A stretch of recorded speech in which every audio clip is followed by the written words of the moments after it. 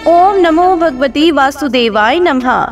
कार्तिक मास की आपको हार्दिक शुभकामनाएं। आज इस वीडियो में हम आपको कार्तिक मास का 13वें दिन का महात्म्य सुनाएंगे। राजा पृथु ने हाथ जोड़कर देवर्षि नारद जी से कहा, हे महाराज, अब भगवान की पूजा महात्म्य सुनाने की कृपा कीजिए। तब नारद जी बोले, हे राजा पृथु, जो मनोविनोद में भी भजन करता है उसको परम पद प्राप्त होता है। जो श्रद्धा युक्त होकर भजन करता है उसके महात्म्य का वर्णन नहीं किया जा सकता। इस संबंध में मैं एक अति प्राचीन इतिहास सुनाता हूँ, ध्यान पूर्वक सुनो। नारद जी ने कहा, कलिंद पर्वत पर दीर्घपुर नामक नगर में सुबाहुल नाम का एक अत्यंत धर्मात्मा राजा राज्य करता था। वह प्रजा का पुत्र के समान पालन करता था। उसके ध्रुमकेश नाम का एक पुत्र था जो अत्यंत दुराचारी, पर स्त्रीगमी, चोर तथा जुआरी था।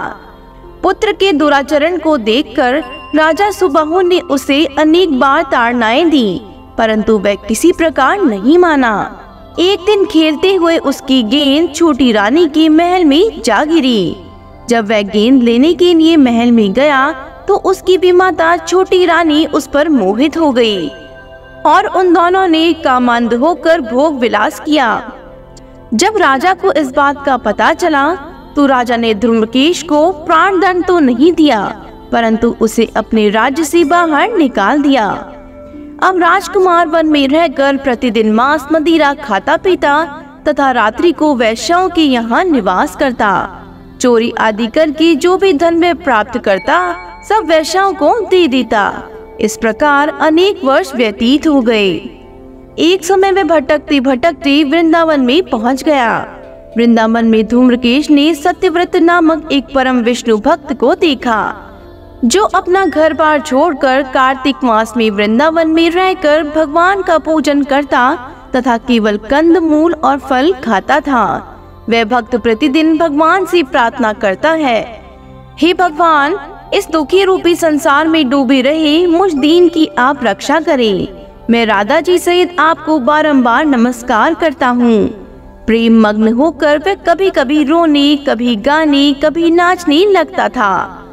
ध्रुमकेश ने उस भक्त की जब ये क्रियाएं देखी तो रात्रि को वैश्या के घर आकर मिट्टी की एक मूर्ति बनाकर वैसे ही सब कृत्य किए और अंत में स्तुति आदि करके वैश्या के घर में ही सो गया। देवयोग से राजा के दूत भी उसी समय वहां आ गए और उनके हाथ से ध्रुमकेश मारा गया। यमदूत उसको महापापी समझकर मारते हुए पकड़कर यमराज के पास ले गए। ध्रुमकेश को देखते ही यमराज अपने सिंहासन से खड़े हो गए और पाद्य अर्घ आदि देकर उनका सत्कार किया। फिर अपने दूतों को फटकारते हुए कहा, तुमको धिक्कार है। जब हमने यह आज्ञा दी हुई है कि विष्णु भक्तों को यहाँ पर मत लाओ, फिर ध्रुमकेश को यहाँ पर क्यों लाए? उसने कार्तिक मास का व्रत वृंदावन धाम में चाहे हास्य ही में किया, फिर भी वह बैकुंठ में जाने का अधिकारी है। बैकुंठ में भेजने के पूर्व यमराज ने धूमकेतु को अपने निकट बैठाकर कहा, भगवान की भक्ति 9 प्रकार की है।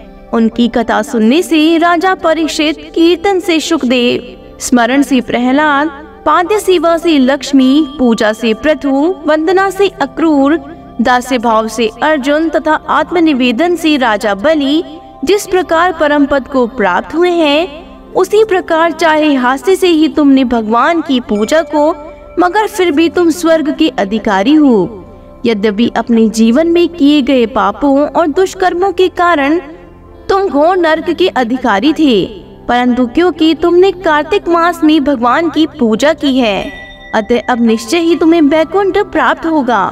कार्तिक मास में की गई भगवान की पूजा निरर्थक नहीं जाती। जहाँ पर भगवान शालिग्राम है, वहीं पर गंडकी नदी तथा अन्य तीर्थ हैं। ध्रुमकेश को शास्त्रों का कुछ भी नहीं पता था, अतः उसने हाथ जोड़कर यमराज से पूछा, हे स्वामी, भगवान सब नदियों को छोड़कर गंडकी को कैसे प्राप्त हुए? कृपा करके मुझे बतलाएं।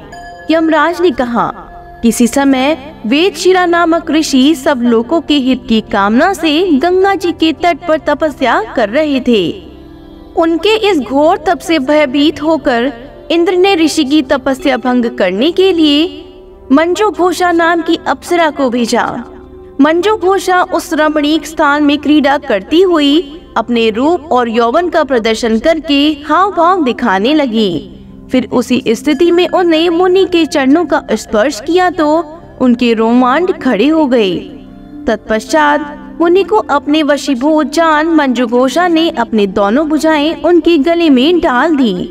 तब क्रोधित होकर मुनि ने श्राप दिया कि तुम मुझे इन संसार सागर में डालने को उद्धत हुई हो, इसलिए नदी बन जाओ। मुनि का श्राप सुनकर मंजू घोषा रोने और बिलखने लगी। उसने प्रार्थना करते हुए मुनि से कहा, हे मुनि, मैं श्राप के योग्य नहीं हूँ, आप मुझे क्षमा करें। उसकी प्रार्थना से द्रवित होकर मुनि ने कहा, जिस समय भगवान विष्णु वृंदा के श्राप व शिला रूप होकर तुम में स्थित होंगे, तब तुम भगवान को धारण करने वाली होंगी। इस प्रकार मेरे द्वारा दिया गया यह श्राप तुम्हारे लिए वरदान से भी अधिक श्रेष्ठ सिद्ध होगा। अंत में यमराज ने कहा, हे राजकुमार, अब तुम विष्णु लोक को जाओ। तब ध्रुमकेश सुंदर विमान में बैठकर वैकुंठ लोक को चला गया और उसे वहां हरिचरणों में स्थान मिल गया। यह सब ध्रुमकेश द्वारा कार्तिक मास में मात्र एक दिन पूजा करने का परिणाम था।